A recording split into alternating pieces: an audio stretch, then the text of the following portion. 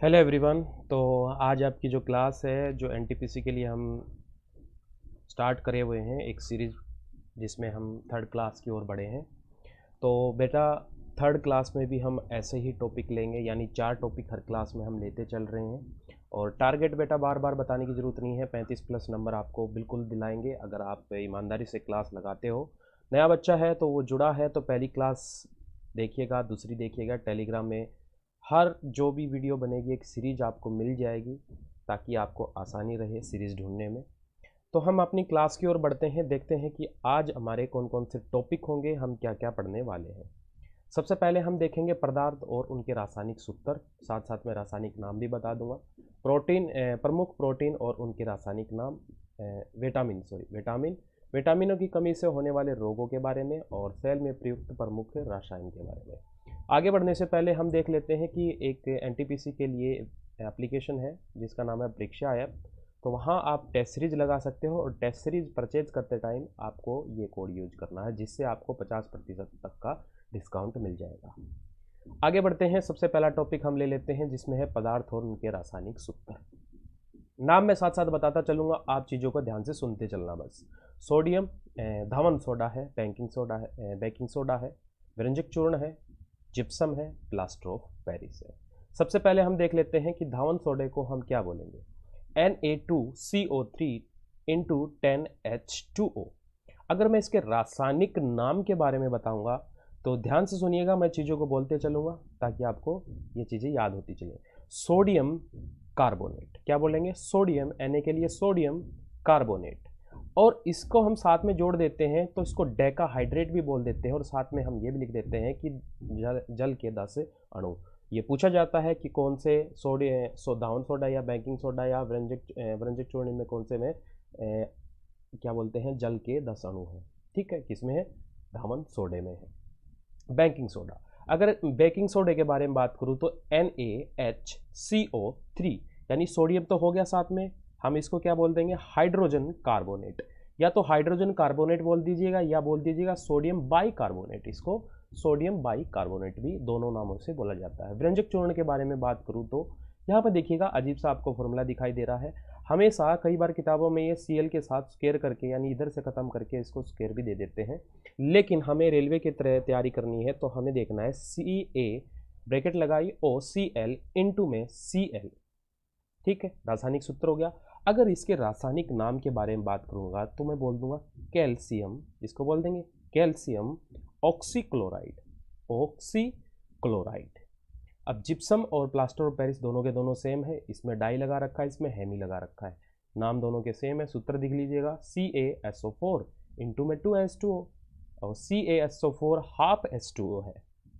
ऊपर वाले का रासायनिक नाम मैं क्या बोलूँगा? मैंने बोला कि एक का डाई लग जाएगा, एक का हेमी लग जाएगा। इसको बोल देंगे ऊपर वाले को कैल्शियम सल्फेट डाईहाइड्रेट, डाईहाइड्रेट। और नीचे वाले को क्या बोल देंगे? Calcium sulphate hemihydrate. बात मेरी समझ में आ गई? अब आते हैं भारी जल। अब भारी जल का सूत्र क्या हो जाएगा? D2O, D2O। इसको बोल क्या दे देंगे? Deuterium oxide, deuterium oxide. Laughing gas N2O, N2O। Nitrous oxide, caustic soda, caustic soda, इसको क्या बोल देंगे? NaOH। Sodium hydroxide, sodium hydroxide. साधारण नमक NaCl, सोडियम क्लोराइड। और अम्ल राज में भाई दोनों के दोनों आते हैं आपके HNO3 और HCl। इसको क्या बोल देंगे भाई? नाइट्रिक अम्ल। और इसको क्या बोल देंगे भाई? Hydrogen chloride. बात मेरी समझ में आ गई? नेक्स्ट वाला टॉपिक है जो हमने लिया था, वो क्या था? प्रमुख विटामिन और उनके रासायनिक नाम। अब देख लेते हैं, जैसे कि साथ में मैंने उनको ये दे रखा है, सन दे रखे हैं, बस आपको ये देख लेने हैं। सन कभी कभी पूछ लेता है। पहले हम ए वाले को देखते हैं, विटामिन ए। इसको क्या बोल देंगे? रेटिनॉल बोल देंगे, और 1913 में इसकी खोज हुई थी। देखो, साइंटिस्ट के नाम है जो, वो साइंटिस्ट की एक पूरी एक वीडियो में सीरीज, जिसमें आपके प्रोटीन की खोज किसने की, विटामिन की खोज, सेल की खोज, ये सारे के सारे एक साथ होंगे वो। बात मेरी समझ में आ रही है? लेकिन अब यहाँ पर विटामिन के बारे में देख रहे हैं तो खोजकर्ताओं के बारे में बाद में डिस्कस करेंगे। विटामिन B1 1910 में थाइमिन, इसका नाम हो जाएगा। B2, विटामिन B2 जिसमें 1920 में इसकी खोज हुई थी, और इसको बोल देंगे राइबोफ्लेविन। क्या बोल देंगे? राइबोफ्लेविन। B3 के बारे में 1936 में इसकी खोज हुई थी, और इसको बोल देंगे नियासिन बोल देंगे। विटामिन B5 1931 में इसकी खोज हुई थी, और इसको बोल देंगे पेंटोथेनिक अम्ल। और B6 के बारे में बात करेंगे तो 1934 में इसकी खोज हुई थी, और इसको बोल देंगे पायरीडाइक्सिन। 1931 में। देखिए तोड़ लीजिएगा, इनको याद करने का बस ये है, क्योंकि इनके नाम थोड़े कॉम्प्लिकेटेड होते हैं, तो इनको आप तोड़ लीजिएगा बस। B7 के बारे में बात करूँ, इसकी खोज हुई थी 1931 में, बायोटीन बोल देंगे इसको।